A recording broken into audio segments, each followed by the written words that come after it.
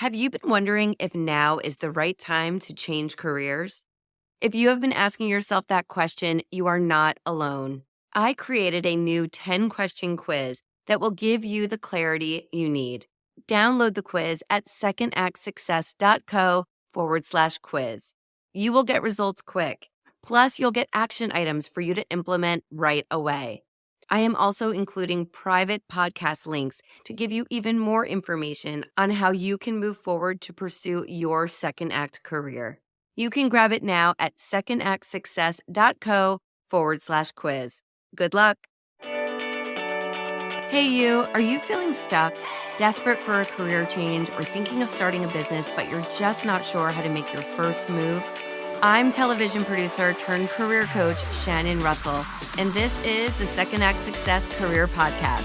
This is where you will not only get the career advice you've been craving, but you'll get tips from career and business experts, along with inspiration from others who have made a career transition to find second act success. Let's get started.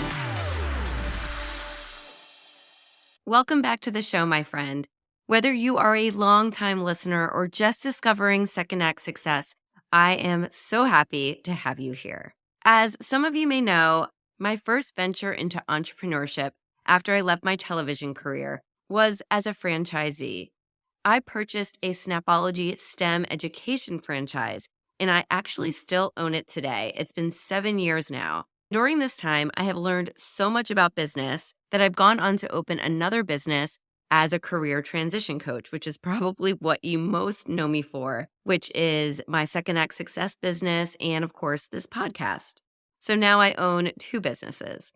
One is a franchise and one is an independent business that is just my own. I am a fan of franchising because I feel like it really taught me the basics of launching a business with a great deal of support from my franchisor and from other owners that you just don't get when you launch a business completely on your own. So if you are curious about the franchising world, then stay tuned. Today, I have a franchising expert with us to talk about why franchising may be the best way for aspiring entrepreneurs to launch into business. Jon Ostenson is the founder of FranBridge Consulting. He is a top 1% national franchise broker and the author of the book Non-Food Franchising.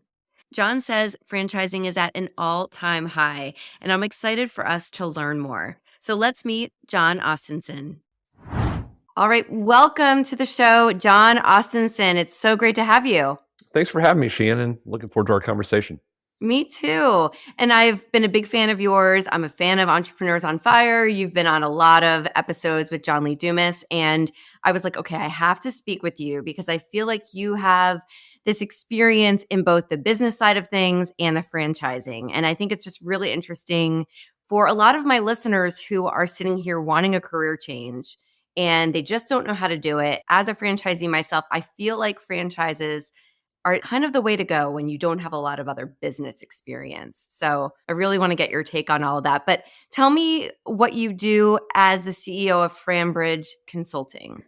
Yeah, so FranBridge Consulting, we have the opportunity to work with clients all across North America. We represent over 600 different franchise brands across a wide array of industries in what I would call non-food franchising, a little goofy sounding term that I've coined out there, but it's really stuck because so many people want to get into business ownership and they think of franchising and associate it with fast food. Yet there's so many other opportunities in these other industries I'm sure we'll touch on. So I get the opportunity to introduce them to businesses in their area that are available, that check all of our criteria. It comes down to about 10 or so opportunities that we would say, based on your situation, what you've shared with us, based on what we see from a strength of franchisor out there, financial model, competitive advantage, momentum wise in the market. We bring all that together with what's available and we say, hey, here are the 10, let us walk you through them. And then our clients will say, here are the couple that I want to engage with, and we'll tee up introductions. And then, we've got an ecosystem to support them along the way. And, I'll get on touch base clients with our calls with our clients every week or two and just serve as a sounding board and help them process what they're hearing. And Shannon, you probably know this, but the great thing is our model is entirely free for clients to participate in. So it's very much like an executive search model where we're funded by the franchise brands. So it's a very clean process, and we love exposing people to different opportunities. So you're really just matching people to business opportunities because you also work with the franchisors. Correct. So we've got relationships. We've been very blessed. We do more placements than anybody else in the country. And so we get to see firsthand what's resonating with different backgrounds and why is it resonating. So we kind of bring all that into consideration. But we know a lot of these franchisor leadership teams. And, if you go out and Google their brand, you'll see their best foot forward. They're putting forth their marketing message. But it's important to understand what's really going on behind the scenes. Is this a franchise system that has only signed 2 people in the past 6 months, or have they signed 150? And why is it they have, and can they support it? And so, those are the questions that we really dig into. We spend a lot of time with these franchisors, oftentimes face to face, building those relationships and really understanding their businesses. And so when a client comes to you, do they say, I want to work in this space? Or do you find that the majority of people don't know what they want to do and they're relying on your expertise to give them the best options? Definitely the majority say, hey, we're pretty open-minded. We'll kind of rest on, on your judgment. And that's what's fun. I'd say 90% of our clients on average end up in a field that they had no experience in and that they really didn't have on their radar. And so oftentimes you don't know what you're looking for until it's right in front of you. And then you say, wait a minute, actually, that could be really interesting. I'd never thought about that niche. And so that's probably the most fun that we have, is just exposing them to these different types of businesses. I was on a show earlier this morning. We went through the top 10 opportunities of just different types of businesses, variety wise. And his jaw was on the ground of, hey, I didn't know that businesses even existed in there. And you can make money doing that. Sometimes it's a massive industry, like a $50 billion industry, but there's not a national or global dominant player. It's very fragmented. And so you can come in and bring maybe a white glove approach to a blue collar industry. So all that to say, people that come in open-minded, oftentimes, even when they get into the process and they say, hey, there's 4 that I want to speak with of the ones you presented, the one that's number 4 in their mind pops up to number 1 because something gets brought up on call they hadn't thought about. So it can be a lot of fun to go through it.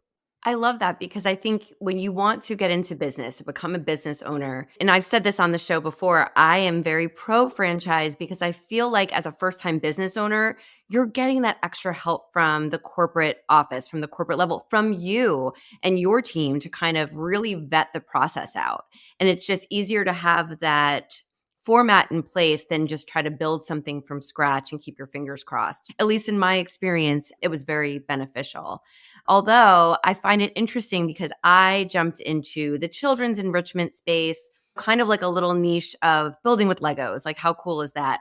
But you talk a lot about how the non-sexy businesses are the ones that really do a lot better than maybe the more fun, exciting ones. So I'd love to have you speak to that, kind of the most profitable franchises maybe, and if they're not the most exciting. Yeah, and I do like the kids space too. That's one that I'd have high on my list. So yeah, I talk oftentimes about boring, non-sexy, cash flowing businesses, things that are understandable, non-trendy. They're not going to be the latest fad.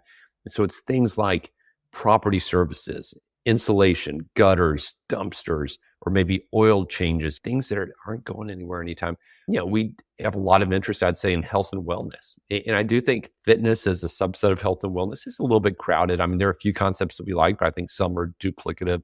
But we like health and wellness. We've been talking about a recession for the past, 10 years. And so if the economy ever does eventually go south, what kind of business do you want to be positioned in? And I always go back to, what are you going to continue to spend on regardless of the economy? It's the things you care about, your kids, to your point, it's your pets, it's your aging parents, it's your health, your homes. So I think businesses that operate in those kind of spaces. And what's fascinating, Shannon, is when we look at, I mentioned property services. I mean, that's really been growing like wildfire. And I'm invested in a number of them myself, primarily in property services. So I love that space. But I had a doctor in Portland yesterday sign for a gutter business. I had a former corporate executive down in Florida yesterday sign for a property management business. They don't have any background in those spaces, but they love kind of the qualities around it. So in the doctors with the gutters, that's our 4th doctor that we placed, but that's in gutter business. And so they put a manager in place, and then they manage the manager with that franchisor. So it's almost like that manager can come to them for their coaching needs or some basic decision making. But if it's a good manager and it comes down to having a good person running it, that franchisor can also lean in and provide them, the technical resources and the answers to questions. So it takes a little bit of the burden off of you. And I don't want to sugarcoat it. I mean, nothing's easy. This isn't a passive investment, though there are 4 out there that are truly passive, where the franchisor will manage the business for you, which clients are absolutely loving those. I'd love to see more businesses do that. But it is very doable. And I'd say probably a little over half, maybe 2/3 of our clients are going with that semi-passive, semi-absentee arrangement, where they manage the manager. And then the other half are saying, hey, we want to jump in, run the business ourselves, at least for a period of time, and then maybe put someone in place and kind of move on to our next thing. I think that's great too. I started as an owner operator, and then I just within the last couple of years, I switched over to more of a passive role. And it's nice because you get in, you get to get your hands dirty, learning the business, and then you say, okay, I'm going to pass it off. And for a retired doctor, they're not going to want to get their hands too dirty on a new business. So it's Yeah, nice. and actually, these doctors aren't retired; they're still running full Even steam. cooler. Yeah. Their W-2's too high. They don't, even though they're tired. Oftentimes, and this is really interesting, but they may be tired of doing what they're doing, but they say, hey, I want to diversify my income. There's only so many good real estate deals to be had right now. So maybe I get into business ownership and I get the tax write-offs and I get the exit potential down the road. And it can be intellectually stimulating to try something new, whereas they've been doing, medicine, let's say, for many years and have never owned a business. And I love the point that you made. It does kind of give you that support system versus just a startup. You're starting on third base. A lot has been done for you. There's a path to profitability. You've got other franchisees living the same thing day in, day out, providing great best practices and insights. That franchisor is, coaching you from the sidelines. So you're in business for yourself, but not by yourself, to be very cliche on you, which I think is comforting to a lot of people. Oh, it is. And, it brings me up to a question I did want to ask about management. And a lot of people want to go into business, but managing people is not something that a lot of us like to do. So to be able to open a business that is just, one manager who's kind of running it, and I bet in property services and, if you have a dumpster business or gutters, whatever it might be, it's not a huge team of people like you might have at a McDonald's. Yeah, you have to think about that. I mean, sometimes we have a white collar workforce that says, hey, I'm not sure I'm comfortable with hiring blue collar employees. I just haven't been there. Others say, hey, I love the idea of, not hiring prima donnas and people that are more hourly or what have you. So it's fascinating to see people's mindsets, and a lot of that's based on their previous experiences. But I'd say the common thread I hear around the country is, how can I make the most money with the fewest number of employees? That's very common. Where some people say, hey, that's my superpower, is managing people and building a team and a culture, and they thrive on that. But I'd say the majority do like the smaller teams. And maybe it's over time, it'll be a bigger team, but they can start small and very scalable. Some of our models actually allow for 1099 contractors, in the business where, if you bring them consistent work, they'll do a good job for you. And, you may have to face a few headaches early on, but over time you can build out that bench, and maybe it's part-time or it's subs. I used to be a franchisor at Shelf Genie, for instance, and on that side of the table, and we had a large group of franchisees across North America that I was responsible for supporting day in, day out. And we found that stay-at-home moms were a great group of designers for us. They were non-salesy. They loved to go in and have conversations about the kitchen and how you use the kitchen and pull out shelving and offer these solutions. And those were a great resource, and they were all part-time, very flexible for them. Uber drivers were a great source for employees as well, that if they could carry a good conversation, ask them what they're doing outside of Uber. And sometimes you don't know those best practices until you talk to other franchisees within the system. Hey there, my friend. Shannon here, just popping in quickly because I'm wondering, is this episode getting you thinking? Are you starting to come up with ideas for your second act? Maybe it's changing careers, writing a book, starting a business. Whatever it is, I am here to help. You can book a free discovery call with me so that we can chat about your next steps. So head over to secondactsuccess.co/coaching. Now let's get back to the episode. Franchising is kind of at an all-time high. Do you think it's because of the pandemic, or what is it about this world that really interests people more so now than in the past? I think it's a combination of a few things. It was thriving largely before the pandemic, but I think that accelerated things. People questioning the path they're on, and you face this, in your practice, I'm sure, but kind of saying, hey, maybe now's the time to make that, the famous P word, pivot. But I think that's part of it. I think it's also, you've got record levels of cash on the sidelines. And again, only so many good real estate deals, stock markets all over. But where are you going to put your cash to work? And I do think there's also just there's so many negative news headlines out there. And I follow all that stuff with the Fed and the talking heads, talking about politics or where the market's headed.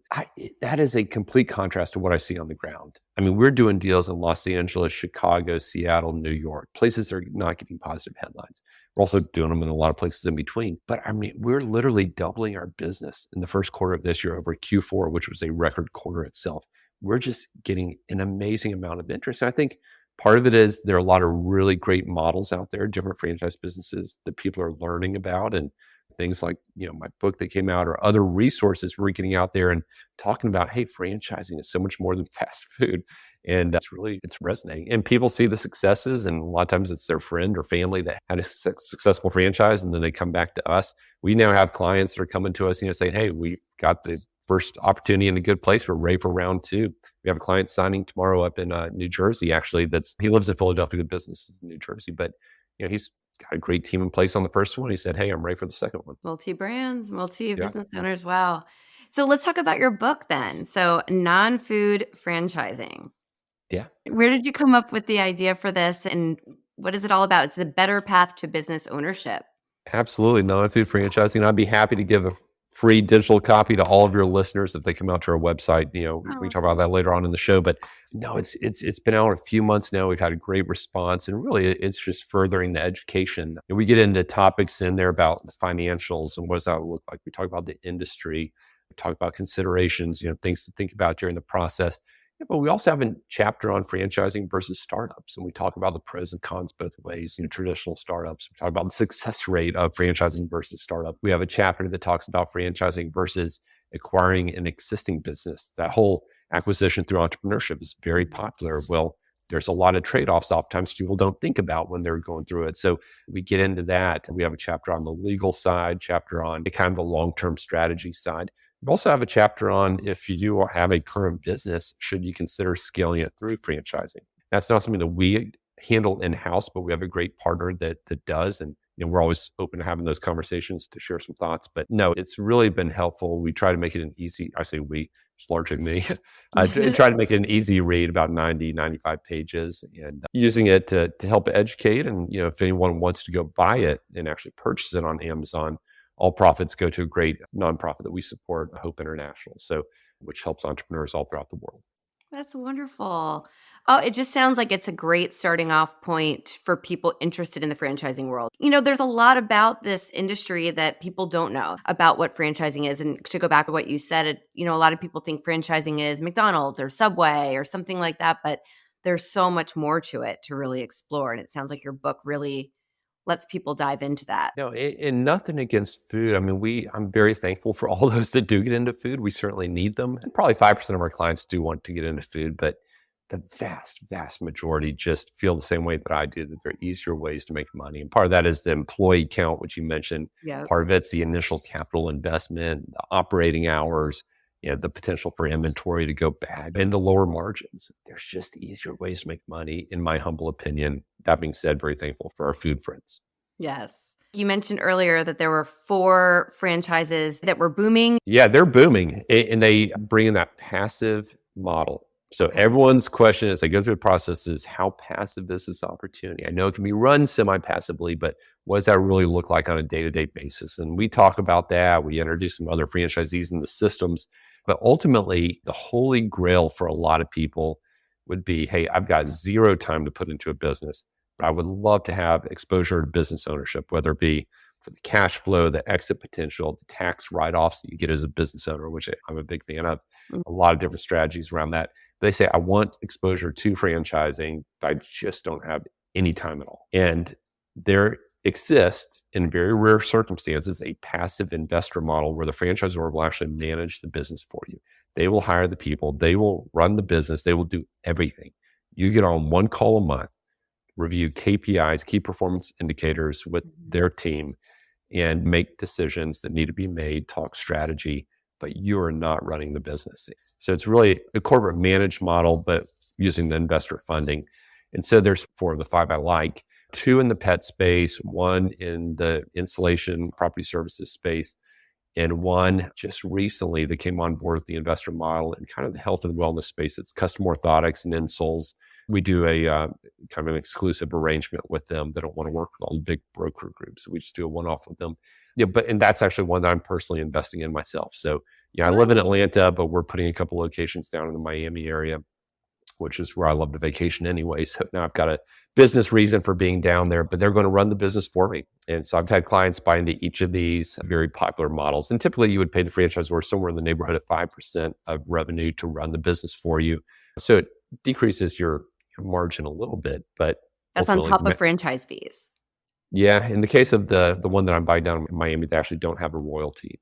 Instead, they've got an advertising fee, but no royalty. So it's just a different model, which is unique. But anyway, even with the royalty on the other ones, the math still checks out.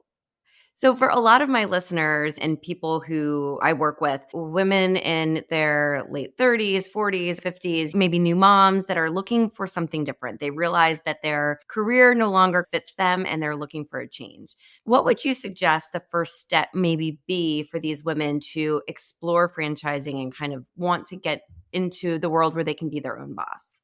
Very easy first step would be, come out to our website, freeandbridgeconsulting.com, sign up for our monthly newsletter, entirely free.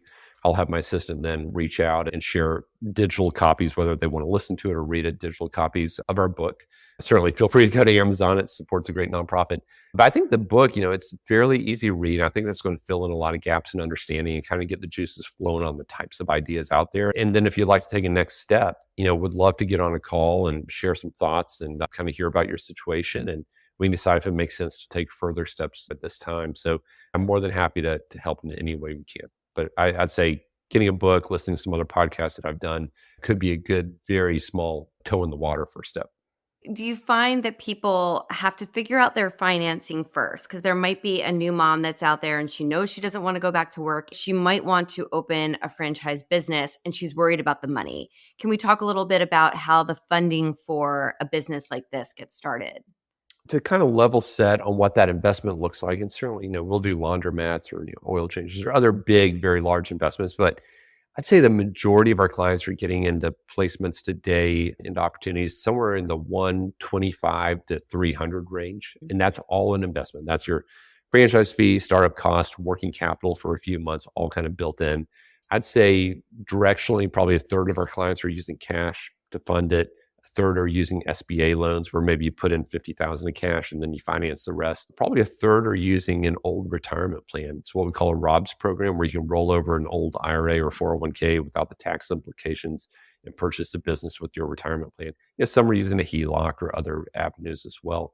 We try to make it fairly turnkey because we know that most people don't have experience in these areas. And so we've got great partners to kind of help them, whether it be franchise attorney down the road or they need a recruiter or a coach. We can certainly help them in those avenues. So. I think what you provide is something so, so valuable because when I was starting out, I had a 3-year-old and a 1-year-old at the time. And I knew I wanted to leave my career and I wanted to open a business, but I did it all on my own. It was messy and it was confusing. And I definitely know a lot more now than I did then. But I feel like having your team to know that you know the people to direct me to would have been a lifesaver at that moment because there is the legal side, the money side. There's just so many aspects that you want to get right when you start. Yeah. No, and kudos to you on what you built. And I mean, it can be done on your own, but if you're able to start on third base instead of first base, it just makes it a little easier, right? Absolutely. My franchise, Snapology, it was amazing. It's almost 7 years now. And that's what gave me the confidence to open Second Act Success and start my career coaching practice and the podcast because I had that experience in place from my franchise that I was like, I can open another business. I know how to do it now. So that's why I'm so pro franchise and the work that you do, Jon, because then people have that experience. They have that knowledge. They have those go-to people to help. And then you feel like you can take on the world and open a million more. And you just have that confidence that I think you need to be your own boss. I love how you say that. I often say, if you ever get tired of building someone else's empire, let's go build your own. And I think that's a mindset. And I just find in good people all across the country, I mean, they really have that entrepreneurial desire, and some will walk up to the ladder and climb up to the diving board. Some will get to the very end and decide it's not for them or the time's not right, because the timing is never right. The timing is never right to start a business. Right. There's always a reason not to, but for so many of our clients that have done it and look back, they're thankful that they have. And so we love what we do and getting to help people kind of in that journey. That's fantastic. Where can my listeners contact you again to get your book, to get on your email newsletter? What's the best place? Yeah, come out to our website, franbridgeconsulting.com, F-R-A-N bridgeconsulting.com. It should be fairly easy to access our newsletter. And like I said, we'll then reach out to you and share the book. And if you'd like to take a further step, we'll send you a link to our calendar as well, and we can have a conversation. So yeah, I'd be more than happy to help. I'm going to link to everything in the show notes too, so my audience can get to it. And I just really appreciate you taking the time to kind of explain all of this and show the pros and cons of this industry that you know so well. So thank you very much. Thanks for having me. Enjoyed it. Thank you for joining us. I hope you found some gems of inspiration and some takeaways to help you on your path to second act success. To view show notes from this episode, visit secondactsuccess.co. Before you go, don't forget to subscribe to the podcast so you don't miss a single episode. Reviews only take a few moments, and they really do mean so much. Thank you again for listening. I am Shannon Russell, and this is Second Act Success.